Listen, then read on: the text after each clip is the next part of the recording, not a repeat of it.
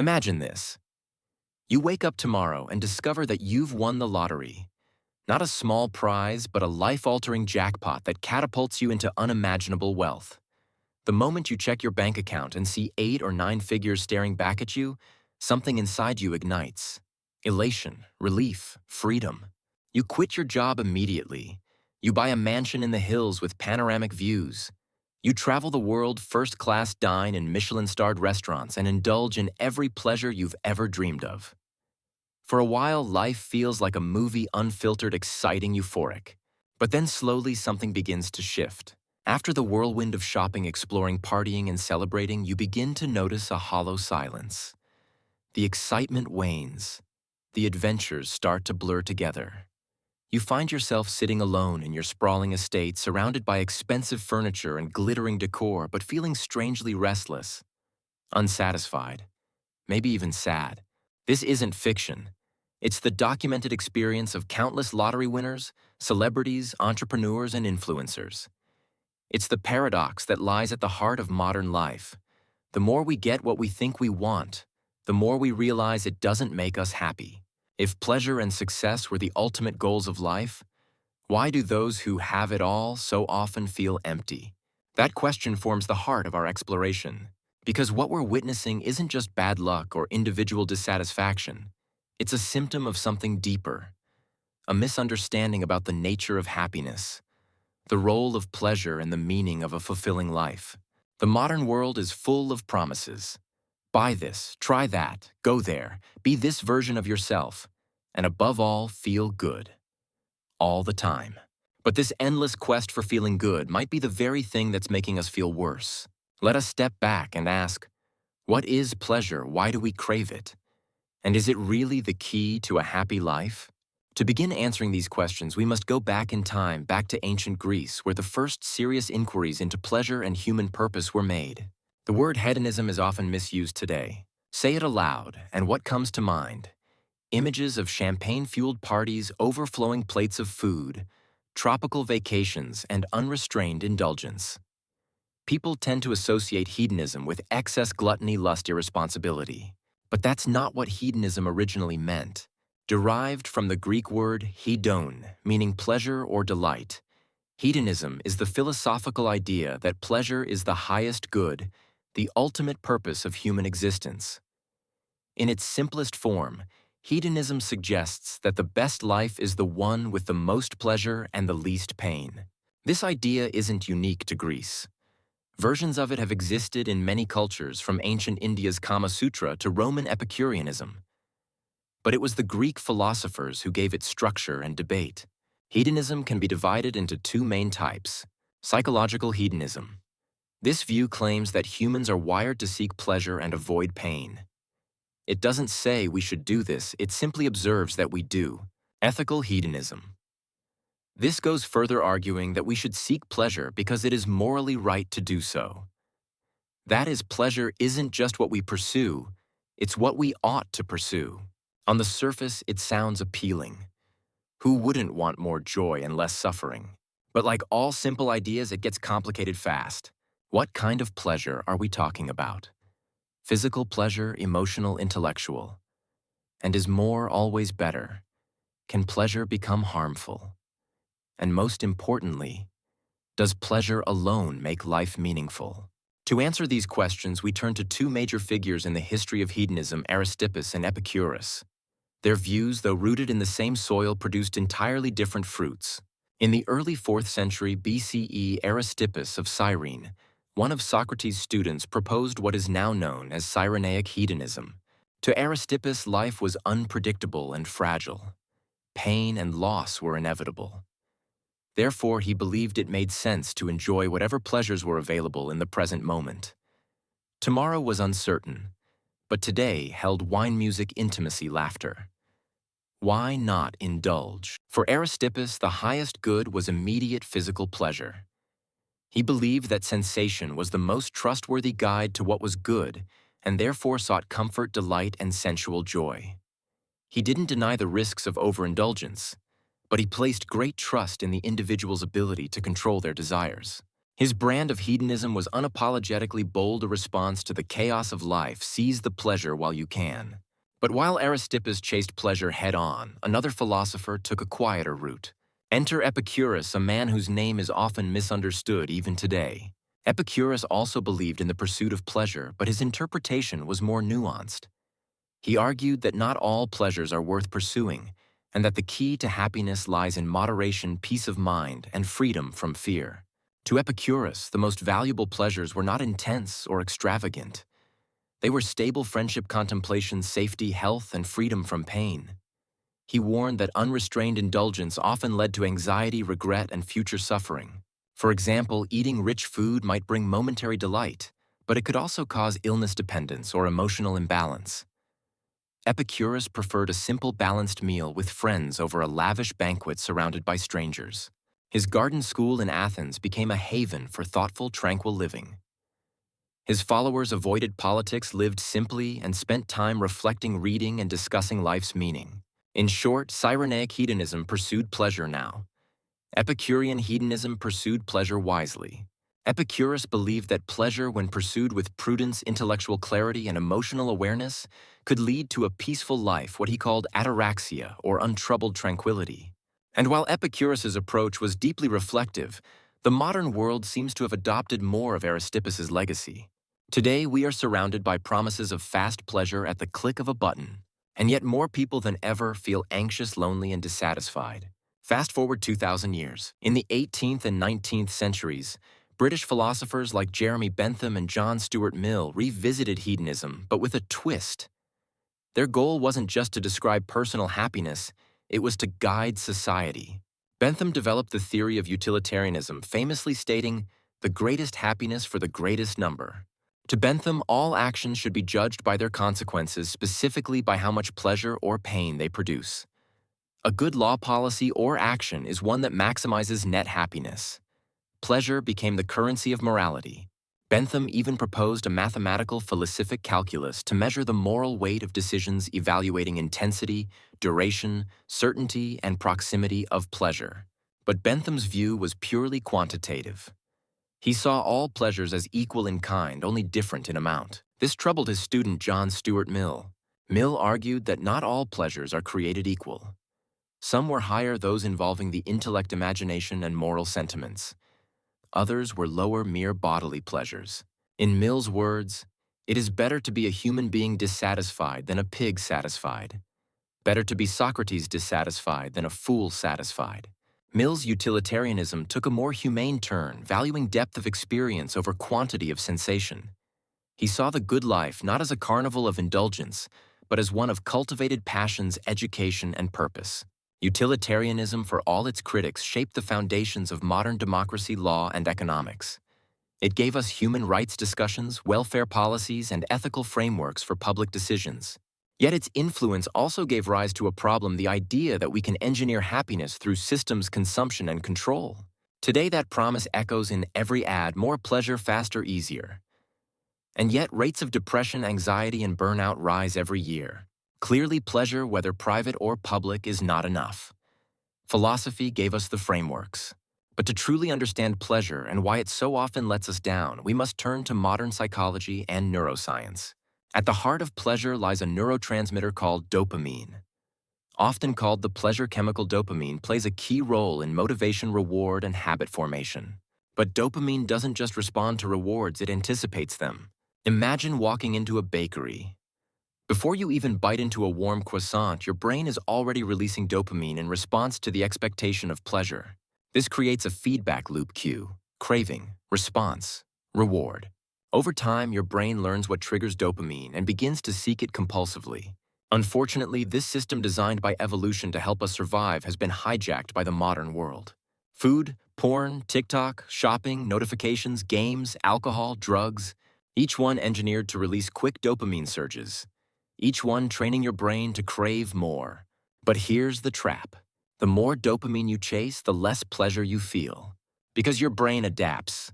It raises the bar. It numbs the response. It makes the same reward feel less satisfying over time. This is called tolerance, and it applies to everything from heroin to Instagram. Eventually, you find yourself doing more and enjoying less, chasing harder, feeling emptier. The thing that once delighted you now leaves you anxious, irritable, or bored. This is why pleasure alone can never sustain happiness. It's not just a philosophical idea, it's a biological reality. As we'll see in coming chapters, the more we seek pleasure, the more elusive it becomes. And unless we interrupt the cycle, we risk becoming prisoners of our own desires. You finally get the dream job, the one you've been fantasizing about for years. The salary is great, the office luxurious, and everyone congratulates you. For a few weeks, maybe even months, you're elated. You feel powerful, important, fulfilled. Then it fades. The emails pile up. The meetings drag on. The novelty of your fancy new title becomes mundane. You find yourself daydreaming about the next promotion, the next escape, the next goal. This is the hedonic treadmill, also called hedonic adaptation. It refers to the psychological phenomenon where people return to a relatively stable level of happiness despite major positive or negative changes in life. You win the lottery. You'll feel euphoric for a while. You suffer an injury or loss. You'll feel crushed, but eventually your mood tends to return to baseline. In 1978, psychologists Philip Brickman, Dan Coates, and Ronnie Janoff-Bullman conducted a famous study comparing the happiness levels of recent lottery winners and accident victims. The results were surprising. Lottery winners were only slightly happier than the control group.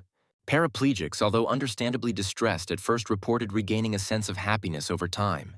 Why? Because we adapt to circumstances, even extreme ones. Our internal thermostat resets. What once thrilled us becomes normal. What once horrified us becomes bearable. But there's a catch in modern hedonism. This adaptation creates a trap. We keep seeking more, a better phone, a nicer apartment, a fancier vacation, believing it will finally satisfy us. But each time the pleasure fades, and we're back where we started. The treadmill keeps moving and we keep running. This creates a psychological pattern of chronic dissatisfaction. Even when we get what we want, it doesn't last. So we chase again, and again, and again, until we burn out. To escape this loop, we must first recognize it for what it is, a natural human tendency, not a personal failure. And then we must learn how to interrupt it, slow it down, and step off the treadmill altogether. To understand the fragility of pleasure, we must explore how our brain processes novelty, emotion, and expectation. When we experience something pleasurable for the first time, say a romantic kiss, an exotic meal, a sudden windfall, it lights up our senses. Our brain floods with dopamine and other feel-good chemicals.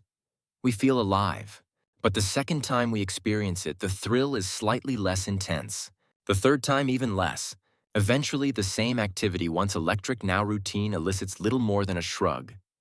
This is neural adaptation, and it happens with everything from relationships to possessions. Psychologists call this the law of diminishing marginal utility. The first bite of cake is heaven. The second is still delightful. By the 10th bite, you're nauseous. This principle also applies to emotional highs. Achievements, awards, and compliments lose their potency over time. Why does this happen? Because your brain is a prediction machine. It survives by adjusting expectations. When something becomes predictable, it loses its emotional charge. Pleasure, then, is not just about the experience itself, it's about surprise, contrast, and novelty. This is why people become addicted to change. Why travelers constantly seek new places. Why shoppers seek new items, and why addicts escalate their behavior to achieve the same high. But chasing novelty is not sustainable. Eventually, everything becomes familiar. And if we rely on novelty for happiness, we end up in a cycle of restlessness and disappointment. This is why so many people, especially in wealthy, developed societies, report feeling empty even though they have more access to pleasure than any generation in history. They've been taught to believe that pleasure equals happiness. But when pleasure stops working, they're left with nothing else. The solution isn't to abandon pleasure, but to reframe it. To recognize that its value lies not in constant pursuit, but in selective appreciation. Pleasure is most powerful when it is occasional, earned, and fully experienced, not when it is demanded, expected, or consumed endlessly. Open your phone. Scroll for 10 seconds. You'll probably find a joke, a shocking headline, a new product, or a photo that makes you feel something. Your brain rewards you with a hit of dopamine, a flash of pleasure. Then it wants more. This is not an accident, it's design. Modern technologies from social media to video games to streaming platforms are engineered to trigger dopamine responses. They hijack the same brain circuits used by food sex and even hard drugs. Apps send you unpredictable notifications. Algorithms serve you emotional content. Games reward you with flashy prizes. These stimuli condition your brain to crave more frequent, more intense, and more immediate rewards. Over time, this leads to tolerance. The same content feels less exciting. So you scroll faster, longer, and deeper, hoping to recreate the original high. But here's the twist: dopamine is not the same as pleasure. Dopamine is about motivation, not fulfillment. It pushes you toward a reward, but doesn't guarantee you'll feel good once you get it. In fact, excessive dopamine pursuit often leads to emptiness. Studies on rats in the 1950s showed that when allowed to press a lever that stimulated dopamine release, the rats did so compulsively, even ignoring food and sleep until they collapsed. Modern humans aren't so different. We skip sleep to scroll. We binge until we're numb. We check likes instead of feeling love. Addiction doesn't require a needle or a bottle. It only needs a feedback loop. And dopamine-based loops are ruthless. They erode attention spans. They numb natural pleasures. They create dependence, not joy. To break free, we must first understand the trap that the chase for dopamine never ends. What we need is not more stimulation, but less. Less noise, less urgency, less reward chasing. Only then can our brain begin to recover sensitivity, to rediscover joy in the small, the slow, the simple. Walk through a shopping mall. Scroll through TikTok. Watch any Netflix series. You'll see the same message over and over. Happiness is for sale, and you deserve it now. Pleasure has become a product, an industry, a performance. We don't just seek pleasure, we're marketed pleasure, sold pleasure, and pressured to perform pleasure for others. Instagram tells you what joy looks like: filtered, curated, polished. Influencers show you how to be beautiful, desirable, fulfilled. Brands promise meaning through consumption. Buy this lotion and you'll feel empowered. Book this retreat and you'll be healed. Take this photo and you'll be admired. But behind the scenes, the people selling pleasure often feel the least fulfilled. Influencers break down in private. Celebrities battle addiction. Tech moguls admit their platforms are psychologically harmful. Why? Because performative pleasure is draining.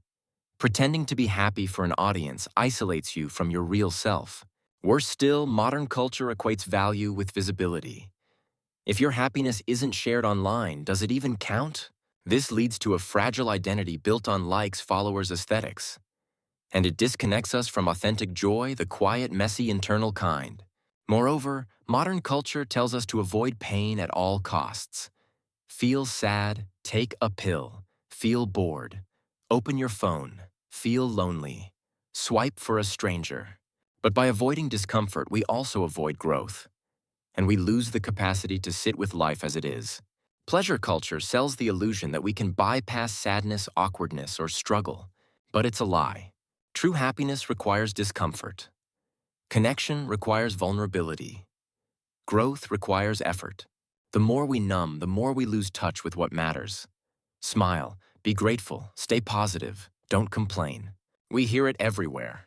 From corporate slogans to self-help gurus to Instagram captions, there's a growing pressure to be happy all the time. This phenomenon has a name: toxic positivity.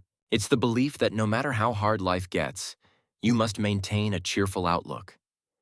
It tells us that negative emotions are bad, weak, or shameful. The problem: it's deeply harmful.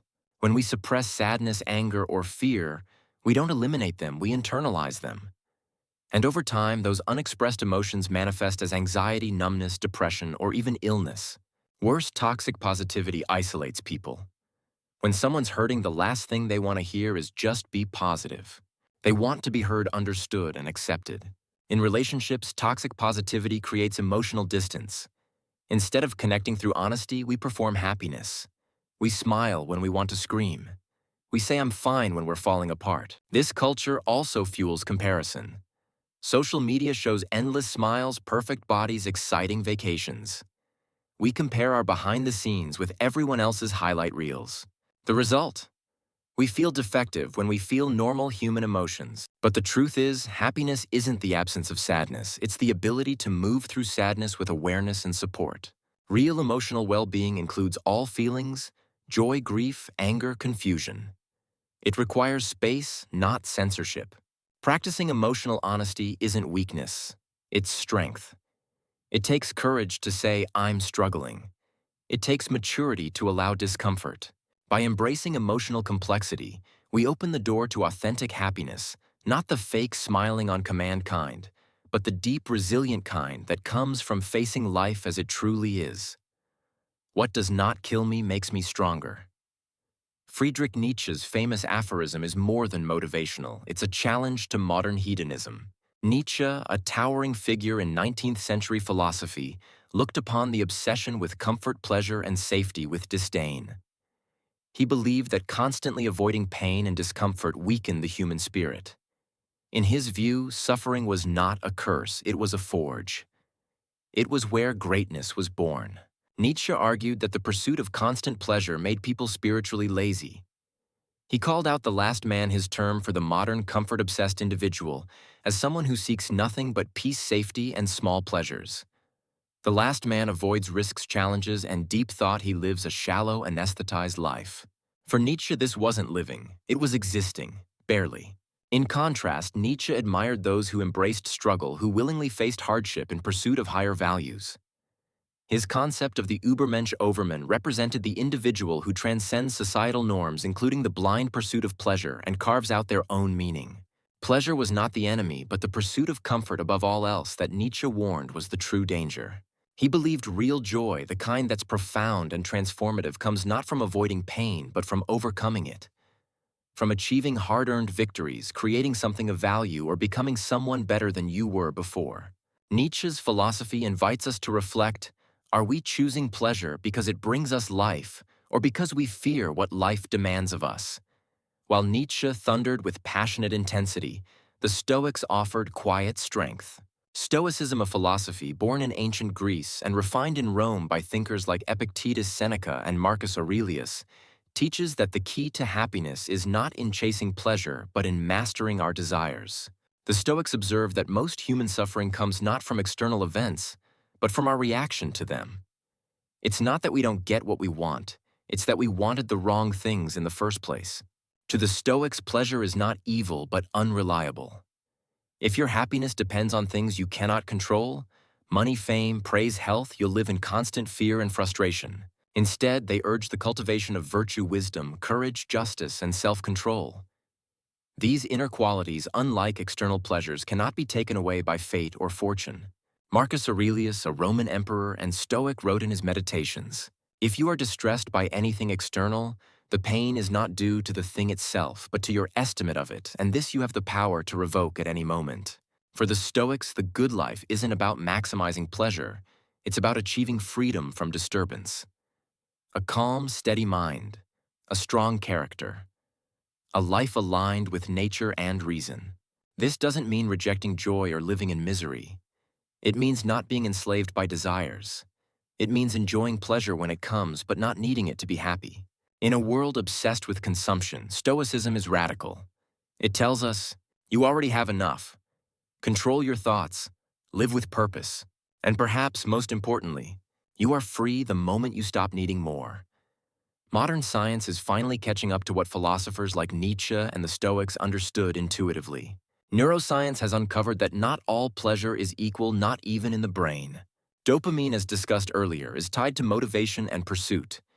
It's activated when we anticipate rewards. But dopamine is not the only chemical associated with happiness. Other slower-acting neurochemicals play a more enduring role in well-being. Serotonin, associated with mood regulation, social bonding, and long-term contentment. It increases through acts of contribution, connection, and purpose. Oxytocin, known as the love hormone, it promotes trust and intimacy, released during hugs, shared meals, or deep conversations. Endorphins, natural painkillers released during exercise, laughter, and moments of challenge. Together, these chemicals create emotional resilience, not just emotional spikes. Research also shows that habits, especially those built around mindfulness, gratitude, and purpose, can physically reshape the brain. Practices like meditation increase gray matter in areas associated with empathy, memory, and emotional regulation. Unlike dopamine-driven highs, these slow neurochemicals build stability. They don't demand constant novelty. They reward consistency, depth, and connection. this is the biological foundation of what Aristotle called eudaimonia, a kind of well-being that arises not from fleeting pleasure, but from flourishing, from living in accordance with one's highest potential. The takeaway: if dopamine is the sugar rush, serotonin and oxytocin are the nourishing meal. One excites, the other sustains. Real happiness is not about chasing the next high. It's about rewiring our reward system to favor what's deep, enduring, and human. If anyone had reason to give up on life, it was Viktor Frankl, a Jewish psychiatrist imprisoned in Nazi concentration camps during World War II. Frankl witnessed the depths of human cruelty. He lost his parents, his wife, his friends. Yet in that darkest place, he discovered a profound truth. Those who have a why to live can bear almost any how. Frankl observed that survivors were not necessarily the strongest or healthiest, but those who had a reason to live. A purpose. A loved one waiting for them. A mission unfinished. A belief unshaken. Out of his suffering came logotherapy, a psychological approach that centers meaning as the primary human drive, not pleasure as Freud suggested, and not power as Adler believed. To Frankl, pleasure is a byproduct of living meaningfully, not a goal in itself. When we chase pleasure directly, we miss it. When we commit to something larger, family, art, faith, service, pleasure follows quietly. Frankl's insight is echoed in research today. People who live with purpose report higher life satisfaction, better health, and greater emotional resilience. Purpose doesn't eliminate pain, it gives it context. It doesn't avoid suffering, it transforms it. This doesn't mean you must save the world. Meaning can be found in raising a child, writing a poem, planting a garden, or caring for an aging parent. Frankl challenges us. Don't ask what you want from life. Ask what life wants from you. In answering that call, we often find a joy far deeper than pleasure, a joy rooted in service, growth, and contribution. What if the problem isn't how much pleasure we have, but how we relate to it? Mindfulness offers a different approach, not more pleasure, but more presence. To be mindful is to fully engage with the present moment. To taste your coffee. To feel the sun on your skin. To listen to someone not with half your attention, but all of it. The opposite of mindfulness is autopilot, how most people live. Distracted, rushed multitasking. Even during pleasurable activities, we're rarely fully there. We're eating while checking emails, watching a movie while scrolling, walking while worrying. As a result, we don't fully experience our pleasures, so they don't satisfy us. We consume more, hoping quantity will compensate for a lack of quality. Mindfulness breaks this cycle. By slowing down, noticing, and appreciating, we activate a different neurological response. We move from dopamine-driven craving to serotonin-supported contentment. Psychologist Fred Bryant calls this savoring, the ability to amplify and extend positive experiences through attention. Savoring is not about adding more pleasure, it's about deepening it. For example, instead of rushing through a meal, you pause, smell, taste, and appreciate each bite. Instead of checking your phone during a sunset, you watch the sky change moment by moment. Instead of craving another vacation, you feel gratitude for this moment right here. Mindfulness also reduces hedonic adaptation. It helps us stay sensitive to joys that familiarity usually dulls. Even the most ordinary moments, washing your hands, folding laundry, greeting a friend, can become subtly sacred when seen through mindful eyes. In a culture of speed and distraction, mindfulness is a quiet rebellion. It says, you don't need more. You need to notice more.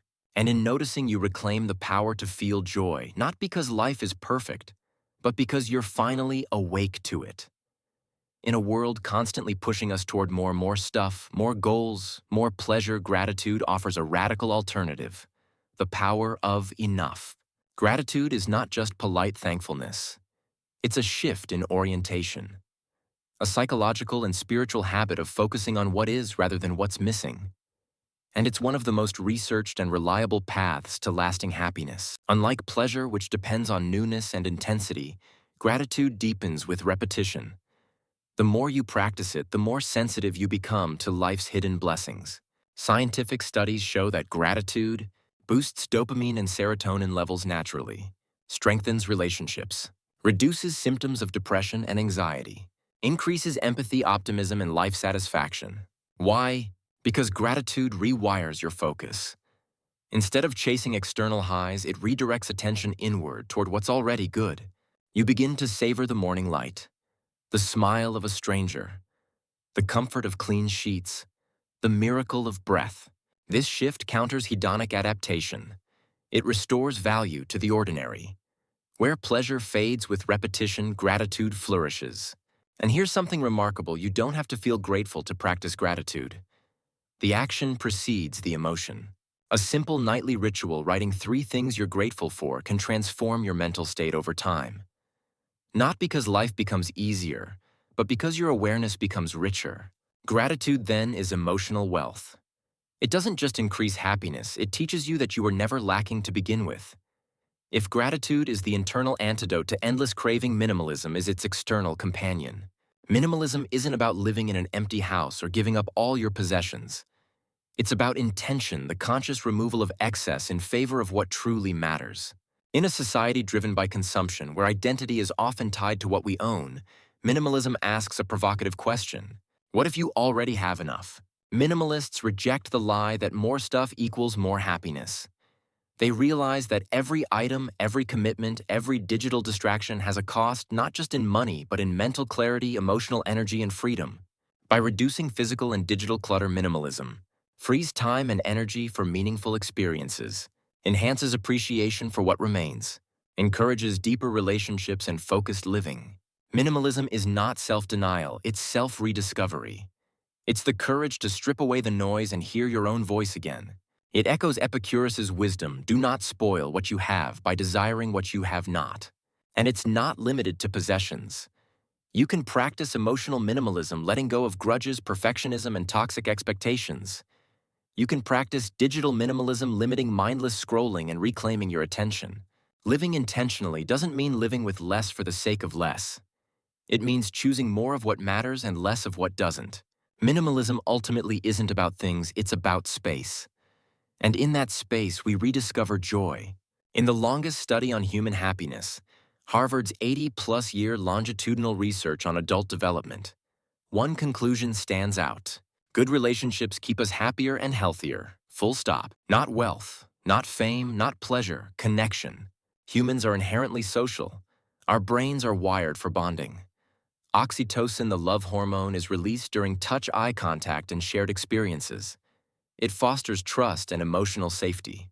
Yet in the age of digital hyperconnectivity, loneliness is surging. We have more online friends, but fewer real conversations. More followers, fewer supporters. More emojis, less empathy. Why? Because technology simulates connection without the depth, risk, and nourishment of true intimacy. Real relationships require effort, vulnerability, time, presence. They demand we step out of self-centered pleasure-seeking and into mutual care. Unlike momentary pleasures, relationships offer belonging, shared meaning, emotional resilience, accountability, and growth. Friendship, love, mentorship. These are not distractions from the good life. They are the good life. Even brief, genuine human contact, a deep conversation, shared laughter, a helping hand can create more fulfillment than hours of passive entertainment. The philosopher Martin Buber wrote about I-thou relationships, encounters where we meet another not as an object, but as a full human soul. These sacred moments transcend utility. They transform us. Building relationships is not always pleasurable. Sometimes it's hard, painful, messy. But unlike hedonic highs, it doesn't leave us emptier. It leaves us more whole. When we shift from what can I get to how can I connect, happiness stops being a chase and becomes a consequence. What emerges from all these insights is not a rejection of pleasure, but a reimagining of it. Pleasure is not the enemy. It's a signal, a gift, a celebration.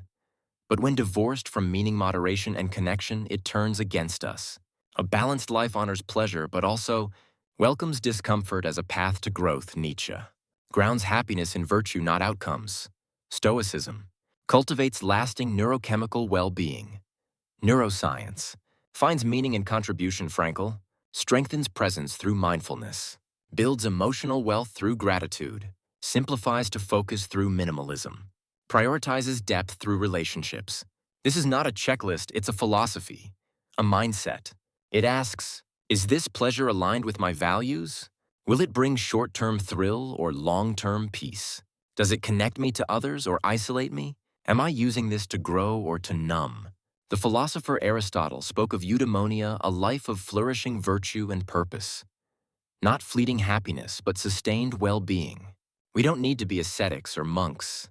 We can enjoy a great meal, a beautiful song, a sensual experience. But we must do so mindfully, selectively, in harmony with deeper aims. Balance is not about perfect equilibrium. It's about wisely navigating the tension between indulgence and restraint, solitude and connection, ambition and contentment. And most importantly, balance requires self-awareness. Without it, we drift. With it, we choose. So where does this journey end? Perhaps paradoxically, it ends where it began, with a desire for happiness. But now it's a different kind of desire. Not the frantic hunger for the next thrill, but the calm curiosity of a seeker. One who understands that joy is not something to chase, but something to uncover, cultivate, and receive. We've seen how unchecked hedonism leaves us restless, weakens our emotional core, hijacks our brain chemistry, fosters addiction, burnout, and disconnection. We've seen how ancient philosophy, modern psychology, and lived human experience all point to the same truth. Pleasure alone is not enough. The good life is not about escaping discomfort, but transforming it. Not about consuming more, but noticing more. Not about individual highs, but collective depth. In the end, happiness arises not from what we acquire, but from how we live, with presence, with gratitude, with meaning, with intention, with others. You don't need to wait for the next raise, the next vacation, the next breakthrough. You can start right here by pausing, noticing, and choosing differently. Pleasure is a part of life, but let it be the dessert, not the main course. Let your life be built on something more enduring: values, connection, truth. You may still sip the wine, enjoy the view, dance in the light, but you'll no longer be enslaved by these moments. You'll be rooted, and in that rootedness, you'll discover a joy that no pleasure alone can offer. So step off the treadmill. Let go of the chase. Live deeply. Choose wisely. And let happiness find you, not as a pursuit, but as a presence.